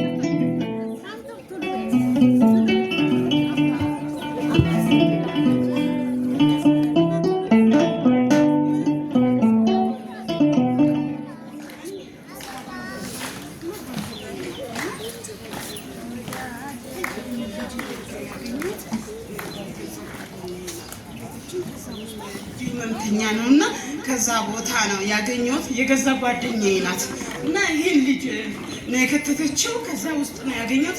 በሚገርም ሁኔታ ያለችኝ ልጄ ይሄ የስጋ ልጄ ነው። የወለድኩ በአራስ ቤት ነው የከተተችኝ። እኔ ከዛ ውስጥ መውጣት ይህን ነው የማውቀው። የከተተችኝም እሷ መሆኑን ነው የማውቀው። ሌላ የማውቀው ነገር የለም። እኛ ችግር ላይ ወርቀን እንደዚህ በሰው እጅ ነው የምንገኘው። ከዛ እሷ በእኛ ላይ ያንን ባለመኪና ባለፎቅ ምናምን ይዛ ትሽከረከርብናለች። የምናውቀው ታሪክ የለም። በመጨረሻ ይህንን ልጅ በመክተት እሷ በመሆኑ ተገለጠልን። ወደ እናንተ የቃል ገብተንለት ነበር በዚህ ለአባታችን እና ይዤ የምችለው ከሰው ልጆች ባገኝታችሁ ልጄንም እንግዲህ አብዛኛውን እሳቸው ተናግረውታል። ከክፉ ጓደኛ እግዚአብሔር ይጠብቃችሁ። መልካም ጓደኛ ወደ እግዚአብሔር ይዞ ይሄዳል። መልካም ጓደኛ ወደ በመንፈሳዊ ሕይወት ውስጥ እንድትሰራ በዚያ ምድሪት ውስጥ ይመጣል። ጠማማ ከሆነ ደግሞ ወዴት ይዞ እንደሚጣመም ይታወቃል። ስለዚህ የሥራ ባልደረባ ጓደኛዬ ናት ነው ያለችው። ያችንም እህት እኛ አንረግማትም፣ ግን እግዚአብሔር እንደው አሁን እንደተሰጠው ምስክርነት በክፉ መንፈስ ውስጥ ካለች በዚያ መንፈስ እግዚአብሔር ይመልስልን ነው ይመልስልን። አንቺንም ከነ ልጅሽ እንኳን እግዚአብሔር ወደዚህ ያበቃሽ። የተሳለችውን ይሄው ሁለቱንም ጥላ ከልጇ ጋር ይዛ መጥታለች። እልል ብላችሁ አመስግኑና ልጁን ያሳድግልሽ፣ ለቁም ነገር ያብቃልሽ። ብሩን ብሩን ሳትመሳስከብ እግዚአብሔር ይስጥልን። ወደ ዝማሬው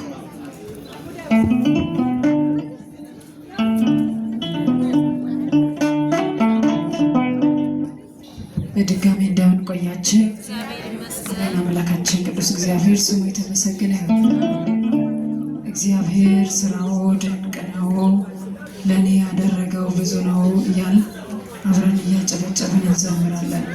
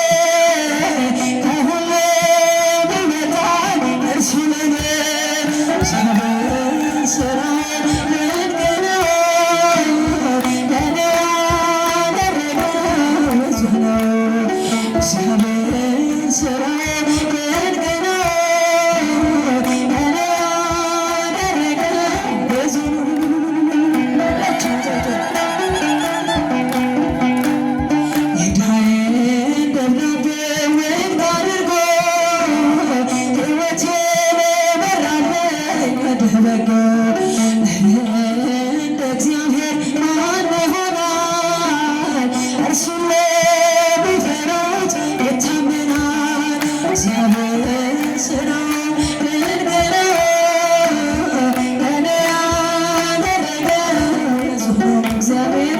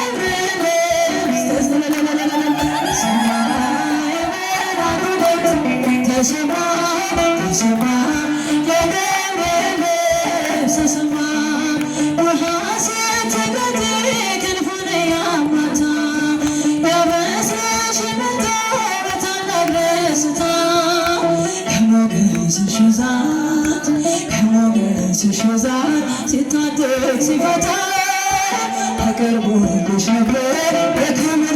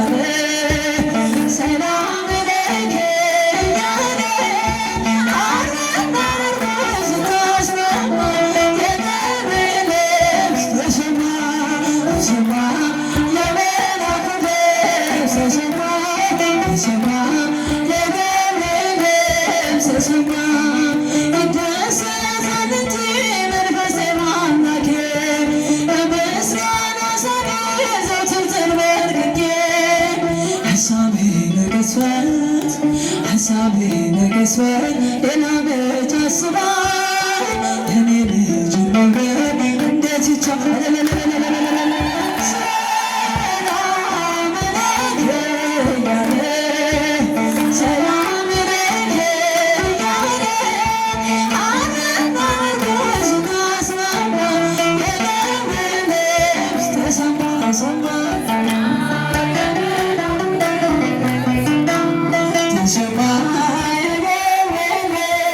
Sama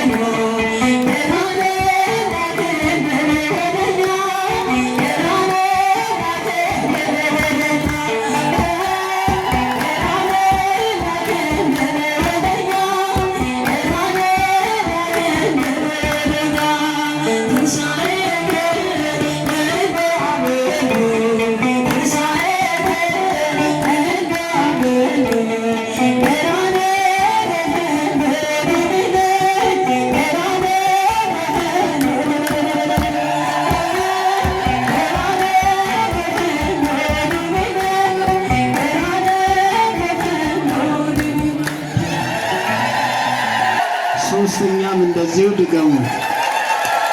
ለእህታችን ለዘማሪት ፍቅርተ ዝማሬ መላእክትን ያሰማልን። የእመቤታችን የምንወዳት እስቲ ልላችሁ አመስግኑ።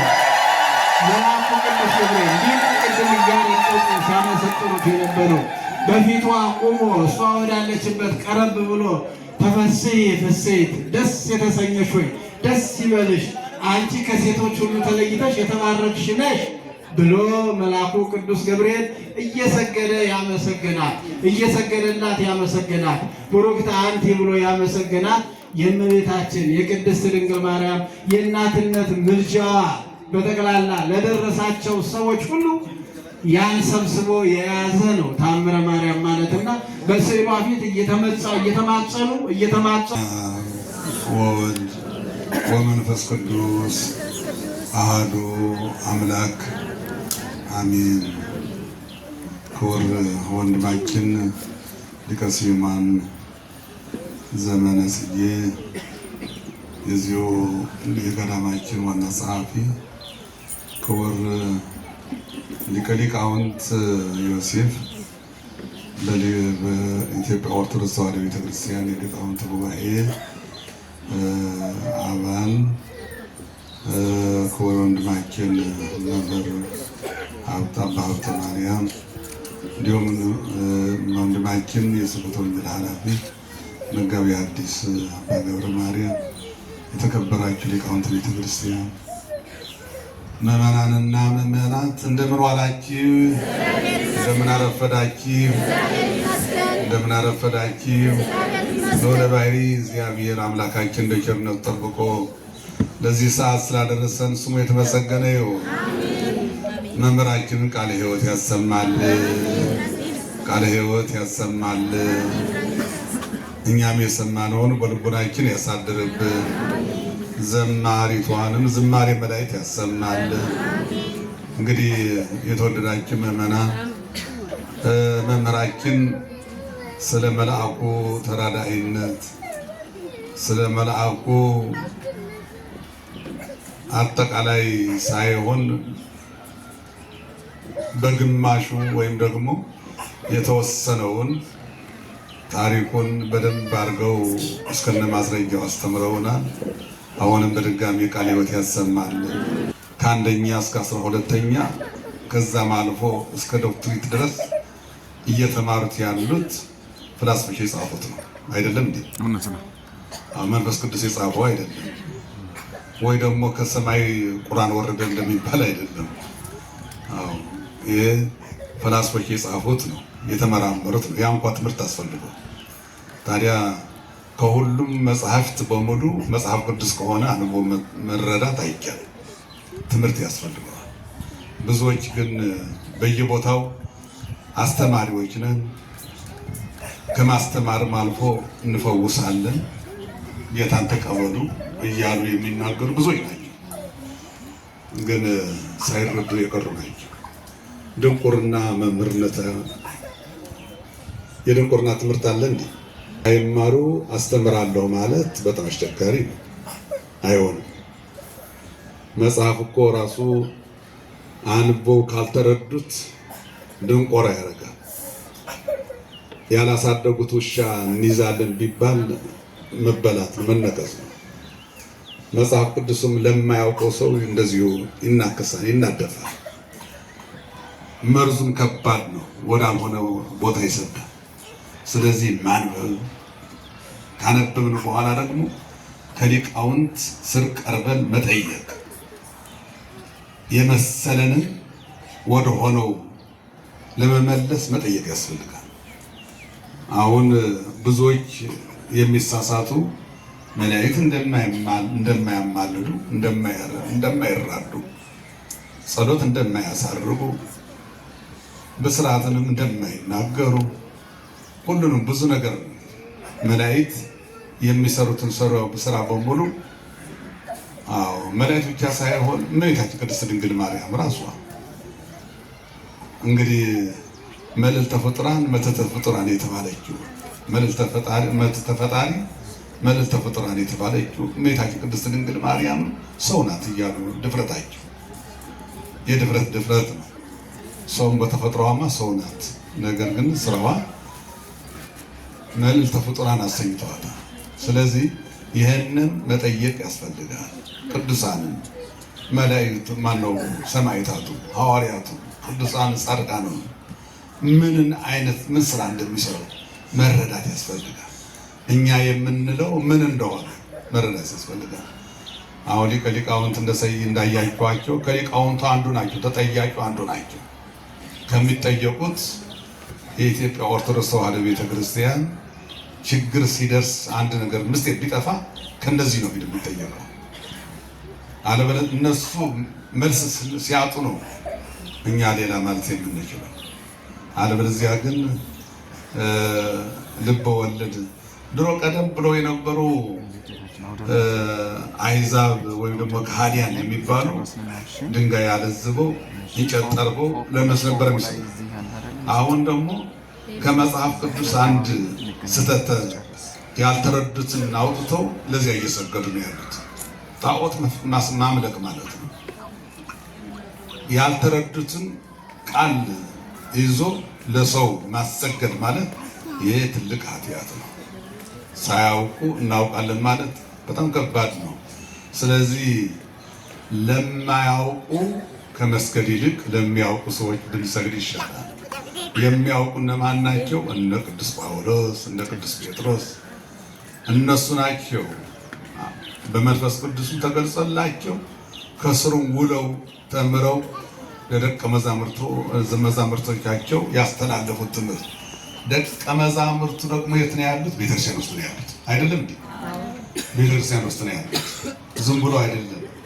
ስለዚህ ከነዚሁ ቀርበን መረዳት ያስፈልጋል። ልጆቻችን ሲሳሳቱ ኑ ልጆቼ አትሳሳቱ፣ ሊቃውንት እንኳን የምንጠይቃቸው ሰዎች ደግሞ ሻሽ ያመመው ሁሉ መምህር ማለት አይደለም። አዎ ሻሽ እኮ መርካቶ ተገዝቶም ይደረጋል። ቆቡም እኔ ያረኩት ቆብ መርካቶ ተገዝቶ ይደረጋል። ሁሉም መምህር አይደለም፣ ክርስቲያን ሊሆን ይችላል። ማንኛውም ክርስቲያን ሁሉ ምስጢሩ እንደማያውቀው ሁሉ ማንኛውም ቄስ ላያውቅ ይችላል። ስለዚህ ተጠይቆ ቤተክርስቲያን መጥቶ ማን ነው ሊያስረዳ የሚችል ብለን ተረድተን ከዛ ነው ማወቅ ያለብን መሸመትም ያለብን እዛ ጠይቀን ለመሞገት አይደለም። ምክንያቱም መምህሩ ቤተክርስቲያን ውስጥ ስላለ ማለት ነው። ከመምህሩ መማር ነው እንጂ መሞገት አይደለም። ብዙዎች ሰዎች አያለሁ እኔ በዚህ ሚዲያ ውስጥ ሲዘላምዱ ያለው ከሊቃውንት ጋር ይሞግታሉ። ቢሰሙ ይሻል ነበር። አሁን አይታችኋል አይደለም? እዛ ውስጥ ያለው ሁሉ አለመስማት ነው። እዛ ውስጥ ያለው ሁሉ ሊቅ አይደለም፣ መምህር አይደለም። ዝም ብሎ አንቦ የያዘውን ሰው ሁሉ ዝም ብሎ ምንም ለራሱ ሳይገባው ለሌላ ያዘ። ይሄ የማይሆን ነገር ነውና መረዳት ያለብን ቤተክርስቲያን መተን ነው። ቤተክርስቲያን ደግሞ አሁን የመጣችሁ ጠይቁኝ፣ እኔ አይደለም አስረዳችሁ፣ ከኔ የበለጡ ሊቃውንት ወዳለበት መራቸዋለሁ። የማልችለውን ተረጉማለሁ ብዬ ብናገር የራሱ ኃጢአት ነው። የማልወጣው ነገር ውስጥ ብገባ አሁን እውነትም ነግራቸዋለሁ። ባለፈው አንድ ሚዲያ መጥተው ስለ ቤዛዊተ ዓለም ንገረን አለ። አይ እኔ ይህንን አልመልስም ያልኳቸው። ለምን? ሊቃውንት ቤተክርስቲያን አሉ። ቤተክርስቲያን ሰይም ያስቀምጠቻቸዋለች። እነሱ የወሰኑት ለቅዱስ ሲኖዶስ ያቀርባሉ። ቅዱስ ሲኖዶስ ደግሞ ያስተላልፍ። አሁን ይህንን መጠበቅ ያለባቸው። አለበለዚያ አንድ ቆብ ያደረገ ወይም ደግሞ የጠመጠመ ተናገረ ተብሎ በፍጹም አይሆንም። ስለዚህ የተወደዳችሁ ምዕመናን እግዚአብሔር አምላካችን ይህንን ትምህርት የመልአኩ ተራዳኢነት በደንብ ገብታችኋል ብዬ አምናለሁ። ለቅዱስ ጴጥሮስ እንዴት አድርጎ እንደረዱ መላእክት አይታችሁታል አይደለም? መላእክት የማይጨበጡ የማይዳሰሱ መሆናቸውን ብርሃኑን ብቻ በብርሃኑ እየተመራ መልአክ መኖሩን አምኖ ተከትሎ እንደወጣ ቅዱስ ጴጥሮስ። አሁን እኛ አባቴ አንተ ዝም ብለህ አይገባም፣ የዛሬው ዘመን እኮ አይደለም እነሱ አይደለም ስላልገባው ነው ስላልገባህ ነው። ይሄ አይሆንም። አባቶችም ብዙ ትልቅ ድርሻ አላቸው። እኛ አሁን ከነሱ የተረፈውን ነው እኛ የምንመራመረው። ስለዚህ እግዚአብሔር አምላካችን ሰላሙን እንዲሰጠን አባት የተናገረውን እንድንቀበል ሊቁ የታስተማረውን እንድንቀበል እርስ በርሳችን ተስማምተን እንድንኖር ሁሉም ለሀገሩ የሚያስብ ከሆነ ለሀገር የሚስማማውን ተስማምተው መምራት አይችሉም ነበር እንዴ? ስለዚህ ይሄ ሌላ ነው። መጽሐፍ ቅዱስ እናስተምራለን እያሉ ጎጆ እየሰሩ እንዳሉት ሁሉ ሌሎች ፖለቲከኞችም እንደዛ ናቸው። ሌላ ምንም የለም። ፖለቲከኛው እንደዛ ነው። ሌላ ጎጆ ሰርቶ የሚጠቅመውን ለማግኘት ነው። እንግዲህ እኔ ተሳስቼ እንደሆነ እኔ ግን መስሎኝ የሚታይ እንደዛ ነው። ጎጆ ካለች ለዚያች የተረፈረፈ ነገር ይኖራል። ስለዚህ መጽሐፍ ቅዱስ ወጣ ይዘው እናስተምራለን የሚሉ የሚትረፈረፈው ነገር ለማግኘት ነው፣ ፍርፋሪ ለማግኘት ነው። እግዚአብሔር አምላካችን እርስ በርሳችን ተስማምተን ተደማምጠን መንፈሳዊውን ስጋዊው ሰማያዊውን ምድራዊው ለማፍራት ያውቃን አምላካችን። እግዚአብሔር አምላካችን ቃሉን ሰምተን ንስሐ ገብተን በቃሉ ተመርተን መንግስተ ሰማያትን ለመውረስ ያውቃል። እግዚአብሔር አምላካችን አምላከ ሰላም ኢየሱስ ክርስቶስ ሰላሙን ያድለን። አቡነ ዘበሰማያት አባታችን በሰማያት የምትኖር ስምህ ይቀደስ፣ መንግስትህ ትምጣ፣ ፈቃድህ በሰማይ እንደሆነች እንዲሁም በምድር ትሁን። የዕለት እንጀራችንን ስጠን ዛሬ፣ በደላችንን ይቅር በለን እኛም የበደሉንን ይቅር እንድንል፣ አቤቱ ወደ ፈተና አታግባን ከክፉ ሁሉ አድነን እንጂ መንግሥት ያንተ ናትና ኃይል፣ ክብር፣ ምስጋና ለዘላለሙ አሜን። እመቤታችን ቅድስት ድንግል ማርያም ሆይ በመልአኩ በቅዱስ ገብርኤል ሰላምታ ሰላም እንልሻለን። በሐሳብሽ ድንግል ነሽ፣ በሥጋሽም ድንግል ነሽ። አሸናፊ እግዚአብሔር እናት ሆይ ሰላምታ ለአንቺ ይገባሻል። ከሴቶች ሁሉ ተለይተሽ አንቺ የተባረክሽ ነሽ፣ የማኅፀንሽ ፍሬ የተባረከ ነው። ጸጋን የተመላሽ ሆይ ደስ ይበልሽ፣ ልዑል እግዚአብሔር ከአንቺ ጋር ነውና ከተወደደው ልጅሽ ከጌታችን ከመድኃኒታችን ከኢየሱስ ክርስቶስ ዘንድ ይቅርታን ለምኝልን ኃጢአታችንንም ያስተሰርይልን ዘንድ ለዘላለሙ አሜን።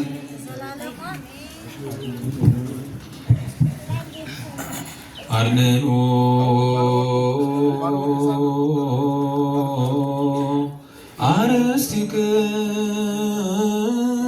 አርእስቲክሙ ቅድመ ቅድመ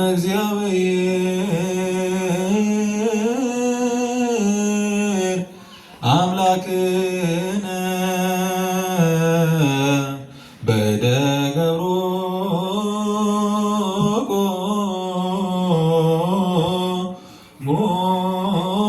ሞስ ከመ ይባርክሙ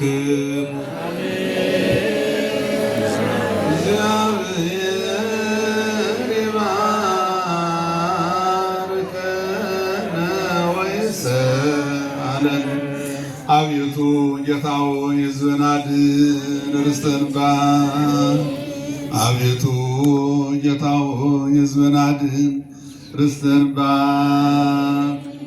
አቤቱ ጌታ ሆይ ሕዝብህን አድን፣ ርስትህን ባርክ። እስከ ዘላለም ጠብቃቸው፣ ከፍ ከፍ አድርጋቸው። በአንድ ልጅ በጌታችን በአምላካችንና በመድኃኒታችን በኢየሱስ ክርስቶስ በክቡር ደሙ የዋጃት ቤዛም የሆናት ቅድስት ቤተ ክርስቲያን ጠብቃ ለነገሥታትና ለመኳንንት ንጹሕ ለሆነ ወገንና ቅዱስ ለሆነ ሕዝብ ማደሪያ ትሆን ዘንድ በጠራት በዚህ በቅዱስ ቤተ ክርስቲያን መጥታችሁ ተሰብስባችሁ የጸለያችሁ የጌታችንን የኢየሱስ ክርስቶስ ቅዱስ ሥጋውን የበላችሁ ክቡር ደሙንም የጠጣችሁ በማወቅ ባለማወቅ የሰራችሁትን ኃጢአታችሁን ይቅር ይበላችሁ።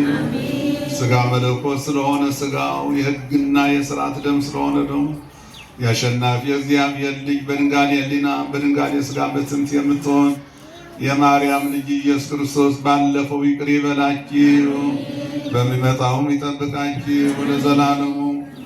ጌታችን አምላካችን መድኃኒታችን ኢየሱስ ክርስቶስ የካህናት አለቃ ኃጢአትን የሚያስተሰርይ ይቅር ባይ ለአባቶቻችን ለሐዋርያት ስልጣን የሰጣቸው ከልጅነት እስከ እውቀት የሰራችሁትን ኃጢአታቸውን ያስተሰርይላችሁ። አባቶቼ ካህናት፣ ወንድሞቼ ዲያቆናት፣ ከዚህም የተሰበሰባችሁ ወንዶቹም ሴቶቹም ከኃጢአት የተፈታችሁ ንጹሐን ሁኑ። እኔንም እናንተንም ለመንግሥተ ሰማያት የበቃን የዘጋጀን ያደርገን ዘንድ እግዚኦ መሐረነ ክርስቶስ እንበል 12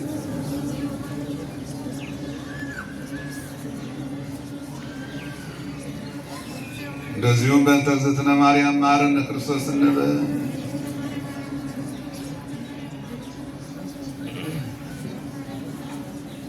የእግዚአብሔር አብ ጸጋ፣ የእግዚአብሔር ወልድ ቸርነት፣ የእግዚአብሔር መንፈስ ቅዱስ ፍቅር አንድነት፣ የእመቤታችን የቅድስት ድንግል ማርያም አማላጅነት፣ የመልአኩ የቅዱስ ገብርኤል የሊቃነ መላእክት ሁሉ ፈጣን ተራዳይነት በሁላችን ላይ ይሁን። ስናውቅ በድፍረት ሳናውቅ በስህተት የሠራነውን ኃጢአት የማይሠራ ኃጢአት እግዚአብሔር ይፍታ። እግዚአብሔር የሃሉ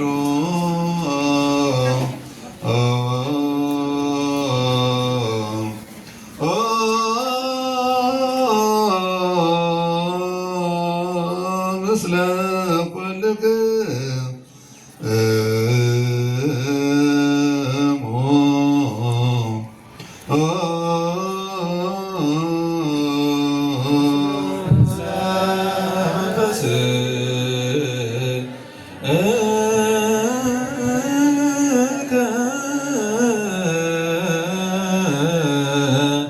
አሜን። እግዚአብሔር ይባርከነ ለአግብርቲሁ በሰላም ስርየተ ኩነነ ዘተበልጦነ ሥጋ ወደመ ቃባን መንፈስ ንጊድ ኩሉ ኃይሉ ለጸላይ በረከተ ሊቀ ቅድስት ተምልተ ምሕረት ከያን እሴፎ ኩልነ ኩሉ ምግባረ እኩይ ያገሰነ ወስተ ኩሉ ምግባረ ሰናይ ደመረነ ቡሩክ ዘወሀበነ ሥጋው ቅዱስ ወደሙ ክቡረ ጸጋ ነሳይነ ወሕይወተ ረከብነ በኃይለ መስቀሉ ለኢየሱስ ክርስቶስ ኪያከ እግዚኦ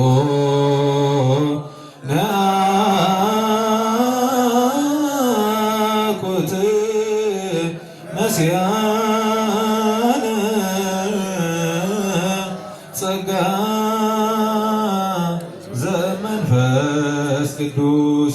በሰላም ግቡ። ክርስቶስ ተንሥአ እሙታን አሰሮ ለሰይጣን ሰላም ሆነ። በእውቀት አለእውቀት የሰሩ መስራት እግዚአብሔር ይፍታ። በሰላም ግቡ። ባለ ወርቁ ቅድም እንዲያው ሳልመርቀው በእውነቱ አይተን አናውቅም። የተአምረ ማርያም ወርቅ አይተን አናውቅም። አይታችሁ ታውቃላችሁ? አዎ። ለእመቤታችን ያለው ፍቅር እንዴት አድርጎ እንደገለጸ እመቤታችን